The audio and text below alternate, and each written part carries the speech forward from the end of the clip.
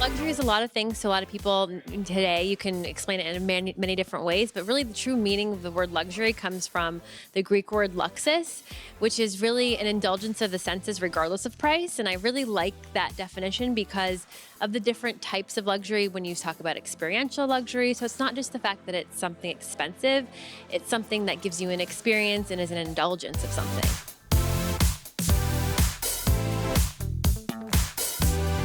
I think heritage luxury brands are things like Chanel, Louis Vuitton, even Mercedes, Rolex, if you think Moet Hennessy. So you have these core luxury heritage brands that have really long stories, really long history, that are very quality, built to last. The price point is high, and they were unattainable to a lot of people at a certain point. I think that luxury in the past has been a class system. And now that the world has changed and it's so digital, this new luxury is much more attainable to the rest of the world.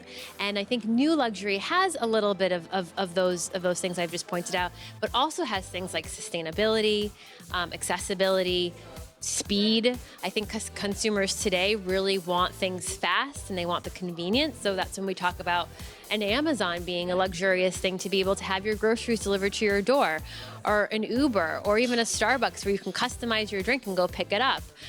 These little things, I think that we're very money rich but time poor. So new luxury really is about time and saving time and convenience. You know, I really like away suitcases. I mean, again, it's not what you would think of traditional luxury, but the brand that they've built for themselves is really cool. Senrev handbags are really beautiful handbags. Warby Parker, I think is cool. It's the sustainability part of it, and the transparency, or even something like an Everlane these are all really interesting new digitally native brands that aren't, again, your traditional luxury, but bring that convenience, that speed, and that transparency that the customer is looking for today, especially the millennial customer. I have to say, actually, while I've worked for some incredible brands, it's really about the people you work with. I mean, any job and any industry, it's about you spend more time with the people at your office than you do with your people at home. So I've been really fortunate to work with incredible groups of people.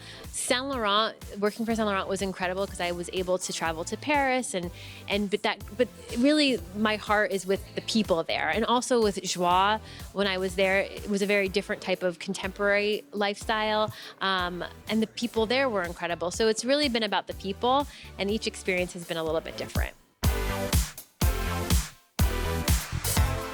I think that there's so much opportunity in a place like Austin with all of the tech and all of the creativity coming to the city. It's just a natural next evolution to have something like fashion here. Things like Outdoor Voices have kind of started that trend. And I think with programs like this to build the workforce, it's so key. One thing that being in New York, you have things accessible to you. So when you're doing something remotely from an Austin or even a Nashville or an LA, you may not have that accessibility to the factories, to all of the resources that you would have, the fabrics. But if we can build that here, it's a fantastic place to start to build an industry, a business, lots of opportunity, lots of amazing entrepreneurs here. You know, the integration of technology with the industry could be really powerful to get it off the ground. I think it's a really smart and well thought out program that doesn't just focus on one bucket, like we're just design or we're just market. They really, a big part of any strategy to build a fashion brand is you have to think of all the elements. It's not just about the design. It's not just about production. It's not just about sales. It's about all of those things combined. And I think here they're doing a really good job of bringing all the components in so people leave the program really well prepared for the next steps. Learning systems like the Gerber technology systems is really important to be able to kind of go back out into the industry and apply those useful tools instead of just, I only learned how to sew a dress or do a pattern or drape something. No, you really have to learn the business end too, which is what my background is and what's so important to keep you going.